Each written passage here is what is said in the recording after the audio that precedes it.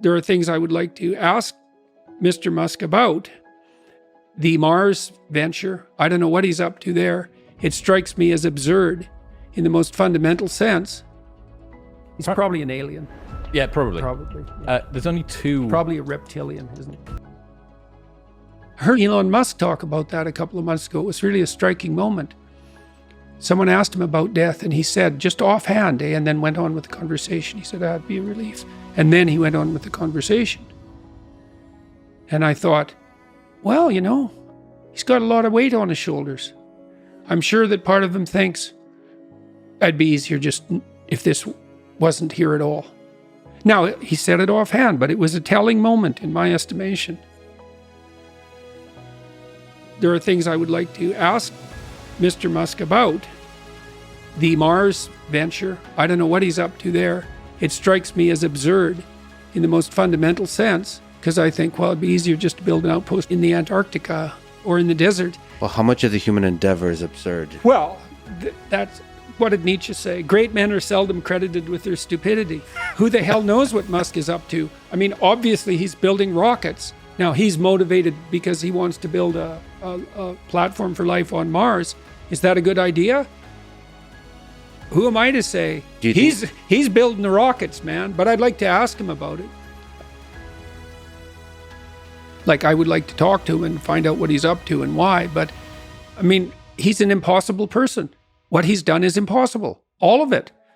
It's like he built an electric car that works. Now, does it work completely and will it replace gas cars, or should it? I don't know. But if we're going to build electric cars, he seems to be the best at that by a lot. And he more or less did that. People carp about him, but he more or less did that by himself. I know he's very good at distributing responsibility and all of that, but he's the spearhead. And then that was pretty hard. And then he built a rocket at like 1/10 the price of NASA rockets. And then he shot his car out into space. That's pretty hard. And then he's building this boring company, more or less as a, what would you call it? It's this whimsical joke in some sense, but it's not a joke. He's amazing. And Neuralink, delving into the depths of the mind. And Starlink, it's like, go Elon, as far as I'm concerned. And then, you know, he puts his finger on things so oddly. The problem is underpopulation.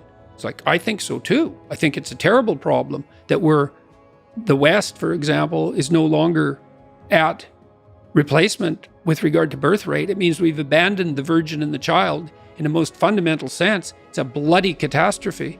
And Musk, he sees it clear as can be. I saw you took a trip to the Tesla factory. What were your thoughts after meeting Elon Musk? Did you get to speak to him much? I wouldn't say much. We spoke probably for 20 minutes in total, not purely privately because there was other people around, but you know, that just barely gets you to know the surface of someone like Musk, because he's an amazing person and God only knows what's up with him, all things considered. We saw his new truck. He was taking people out for a ride. I didn't go out for a ride.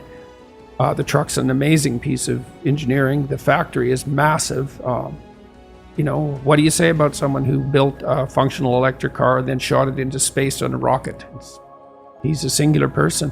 But I thought it went very well. It was a very interesting evening.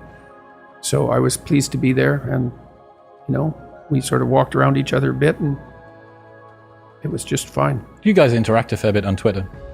We seem to, yeah. What do you think that is? Why are you converging? I don't know exactly. We're both well known, and I suppose to some degree that increases the probability of that kind of convergence. But maybe he's aiming up. Me too. He seems to be. He's aiming up literally. He's aiming up very literally, yeah. Definitely. Didn't he wasn't there a spaceman, a model of a spaceman in the driver's seat of the car that he put out into space? Oh, that's certainly possible. He's got a theatrical twist. There's no doubt about that. And a great sense of humor, because that's really funny to shoot your own car out into space on a rocket. Needlessly. That's a pretty damn good joke.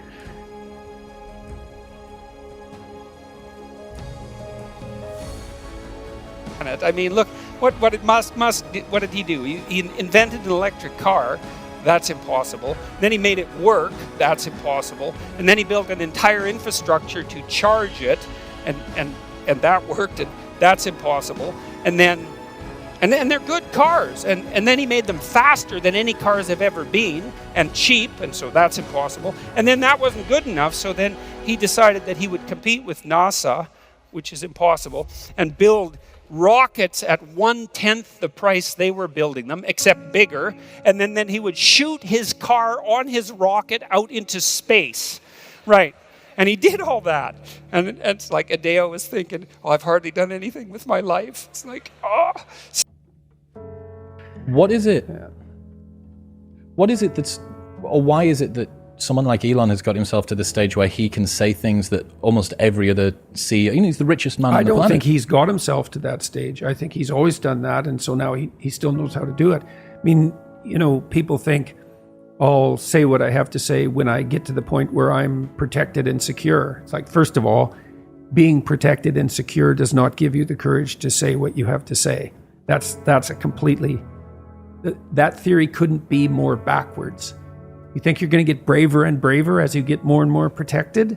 You think that's how the world works? I mean, I've watched university professors think that at some point they're going to say what they think as they develop their career, but by the time they're protected and secure, they've spent so much time not saying what they think that they aren't even who they were and they don't know what they think.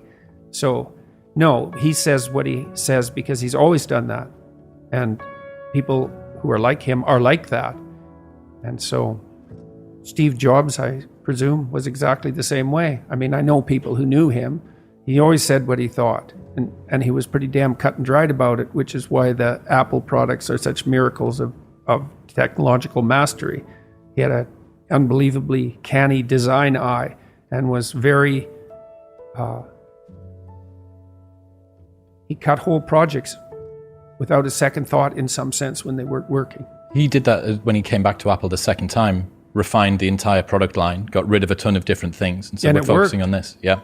Right. So that was proof. I mean, maybe it was fluke the first time, which it wasn't, but coming back and doing it again the second time showed pretty clearly it wasn't fluke. Same with Elon, right? He's refined down what he does to a couple of very, very tight parameters. Well, he seems to have, although the enterprise he's put together is unbelievably high functioning. I mean, to produce an automobile sub-industry that's actually competitive, and to bring down the cost of space exploration by a factor of 10, and to invent reusable rockets, and to have developed this boring technology.